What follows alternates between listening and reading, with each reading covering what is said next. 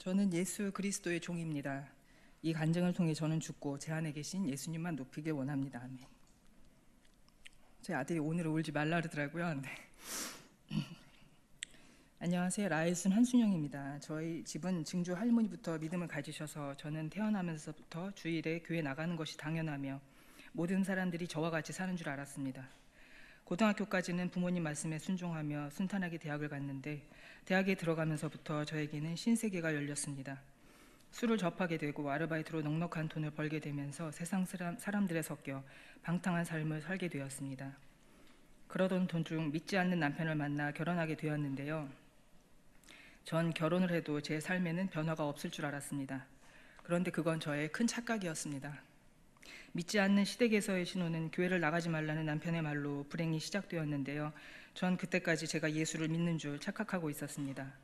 단순히 주일에 교회 가고 봉사하면 예수님을 믿는 거라고 생각했었습니다. 예수님이 누구신지 어떤 분이신지 관심이 없었던 저는 기독교 가정에 태어나 기독교인이 된 자였습니다. 결혼하고는 내내 힘들었습니다. 그러다가 2005년에 둘째가 돌도 되지 않았을 때 가정 불화로 집을 뛰쳐나오게 되었습니다. 마침 친구가 다니던 교회로 가게 되었는데 그 교회에 집회 인도하러 오신 목사님의 권유로 기도원에 가서 3일 금식을 하게 되었습니다. 그때 성령의 역사라는 것을 처음 체험했는데요. 뜻하지 않았지만 처음 뵙는 목사님의 말씀에 순종했던 저는 배고픔을 전혀 느끼지 않고 3일 금식을 하게 되었고 50일 만에 집에 다시 들어가게 되었습니다. 그때부터 저는 저를 위해 십자가에 달리신 예수님께 은혜 갚는 방법은 결혼 생활을 참고 견디는 것이라고 생각하여 모든 것을 인내하고 살았습니다. 그때 즈음 운전하면서 듣는 극동방송이 저에게 많은 위로가 되었는데요.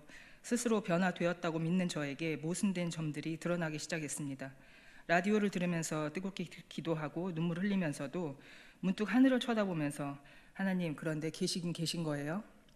라고 불신의 질문도 하였으며 교회에 앉으면서 나올 때까지 십자가를 보면서 얼굴이 붓도록 울면서 예수님, 저의 죄를 사해 주시기 위해 십자가에서 모진 고통을 당해 주셔서 고맙습니다 라고 기도하면서도 문득 예수님, 그런데 이 많은 영혼들을 위해서 예수님이 한 번쯤은 십자가에서 죽어주실 수 있지 않으신가요? 라는 생각이 들어 스스로 깜짝 놀라기도 하였습니다. 모든 상황이 참고 견뎌내야 하는 생활의 연속이었던 저는 2010년대 초반부터 가슴에 통증이 심해졌었는데요. 2013년 겨울에 암에 걸린 후배를 만나러 친구의 교회를 가게 되면서 드디어 믿음의 본질에 부딪히게 되었습니다. 그 교회에서는 내가 주인인 것이 죄라면서 부활하신 예수님이 창조주이시다. 그분이 주인 되어야 한다고 했는데요. 저는 내가 주인인 게 왜 죄인데 난 착하게 살았어 라고 반발하면서 부활 모르는 사람 있어? 그리고 예수님은 하나님이 아니고 하나님의 아들이셔 라고 마음속으로 그 교회를 이상하게 생각했습니다. 그런 저에게 그들은 성경을 펴서 말씀을 보여주었는데요. 요한복음 16장 9절 죄에 대하여라 함은 그들이 나를 믿지 아니하며 로마서 10장 9절 내가 만일 내 입으로 예수를 주로 시인하며 또 하나님께서 그를 죽은 자 가운데 살리신 것을 내 마음에 믿으면 구원을 받으리라. 로마서 14장 9절 이를 위하여 그리스도께서 죽었다가 다시 살아나셨으니 곧 죽은 자와 산 자의 주가 되려 하심이라. 고린도후서 15장 17절 그리스도께서 다시 살아나신 일이 없으면 너의 믿음도 헛되고 너희가 여전히 죄 가운데 있을 것이요. 그때까지의 저의 기초 없이 부실했던 믿음은 모두 깨졌습니다. 아, 내 주인이 예수님이셨구나. 내가 아무리 선하게 살아도 내가 아무리 착한 일을 해도 내가 주인 되면 그게 죄인 거구나. 예수님 잘못했습니다. 이제까지 예수님이 누구신지 모르고 제가 주인 되어 살았습니다. 이제부터는 오직 부활하신 예수님만이 저희 주인이십니다. 예수님이 주인 되시고 나니 그때까지 이해가 되지 않았던 요한복음 1장 1절부터 5절까지가 깨달아졌습니다. 태초에 말씀이 계시니라. 이 말씀이 하나님과 함께 계셨으니 이 말씀은 곧 하나님이시니라. 만물이 그로 말미암아 지은 바 되었으니 지은 것이 하나도 그가 없이는 된 것이 없느니라. 그리고 그때까지 수도 없이 들었던 이사야서 9장 6절도 비로소 이해가 되었습니다.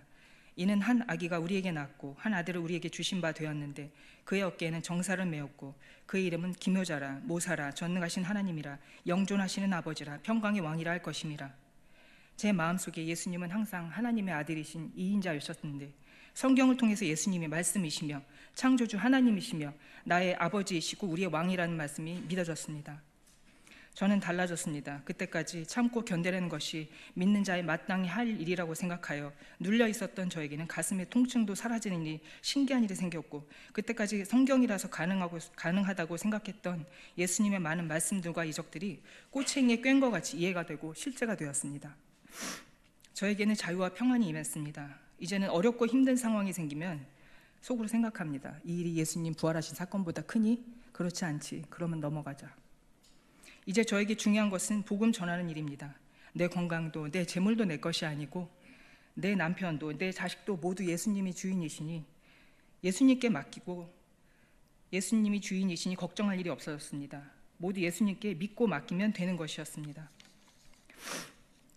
예전에는 식당에서 밥 먹을 때 기도하는 것이 남들의 눈이 신경 쓰여 자유스럽지 못했는데 부활하신 예수님을 만난 이후에는 택시를 타도 야채를 사면서도 예수님을 전합니다. 할렐루야. 그런데 저에게 깊은 고민이 생겼습니다. 남편이 그 교회 다니는 걸 싫어해서 2015년 3월부터 아예 그 교회와 끊어지게 되었습니다. 힘들고 괴로운 시간이 시작되었습니다. 믿음을 지키지 못했다는 생각에 마음이 평안이 없고 즐거움이 없어졌습니다. 그러다가 2015년 10월 대림동으로 이사를 오게 되면서 지나다가 대림교회를 그냥 보게 되었습니다. 마음에 쏙 들어와서 혼자 출석하게 되었고 남편과 같이 섬기면 좋겠다는 소망이 생겼습니다. 2016년 5월에는 라이순으로 배정받고 순모임에 참석하게 되었는데요. 순장님께서 순원들에게 1:1 제자 영역 공부를 권면하셨습니다. 이런 저에게는 교만한 마음이 들어왔는데요. 나는 이미 예수님을 믿는데 굳이 1:1을 해야 되나? 그런데 목사님께 순종하자, 순장님 말씀에 순종하자라는 생각이 2017년 9월부터 1:1을 시작한 저에게는 말씀을 읽고 암송하면서 바닷물이 밀려오는 것 같은 기쁨이 임했는데요. 말씀이 정말 달고 오묘했습니다. 그래서 그 찬송이 있었던 것 같습니다. 이 기쁨은 세상이 주는 기쁨과 본질적으로 다르다는 것을 알았습니다. 김덕경 사모님이 이름 말씀하지 말라 그랬는데 제가 사모님께 너무 감사해서 같이 하는 시간이 1:1 시간이 너무 기다려졌고 책을 펴놓고 성경을 찾아가며 숙제하는 그 시간이 제일 기뻤습니다. 남편도 놀랄 정도였습니다. 저는 말씀을 통해 평안을 얻고 기쁨이 회복되었습니다. 제가 어디에 있든지 누구와 있든지 예수님이 저와 항상 함께 하셨는데 제 마음속 기쁨이 근심이 그 기쁨을 덮어버렸던 것이었습니다. 저는 이제 자유해졌습니다. 예수님이 항상 저와 동행하신다는 것을 깨닫고 나니 교회 일에도 더 적극적으로 참여하게 됐고 남편에게도 순모임과 1:1 양육을 권면하고 있습니다. 이제 간증을 정리하려 합니다. 부활 사건을 통해 예수님을 만난 저는 1:1을 통해 기쁨을 회복했습니다. 저는 매일 죽고 말씀을 통해 그리스도 안에서 새로운 피조물로 태어납니다. 이제 저에게는 복음 전하는 일 외에는 아무것도 중요한 것이 없습니다. 오직 생명 구하는 일에 온 힘을 다해 나중에 주님 만났을 때 순영아 수고했다라고 칭찬받고 싶습니다. 지금 1:1을 망설이고 계신 분이 있다면 정말 적극 권하고 싶습니다. 예수님은 말씀이십니다. 말씀 안에서 기쁨을 회복하십시오. 예수님은 저의 주인이십니다. 아멘.